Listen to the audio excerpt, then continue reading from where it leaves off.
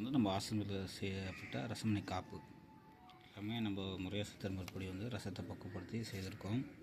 குடம் போட்டு அதாவது ஒரு மெட்டல் ஃபார்மில் கொண்டு வந்திருக்கோம். இந்த மாடல் வந்து ரசமணி உருண்டை ஷேப்பில் பண்ணியிருக்கோம். ரசமணி காப்பு இது வந்து நம்ம ரசமணிலேயே செய்யப்பட்ட மகாமேரு எல்லாமே உருக்கு முறை தான். இதோட எடை பார்த்திங்கன்னா 350 கிராம். நம்ம உருக்கி வார்ப்பில் ஊற்றி எடுத்தது. ரசம் வந்து நெருப்பு கூடாமல் பக்குவப்படுத்தி பண்ணது. இதுவும் அதே மாடலில் பண்ணது காப்பு.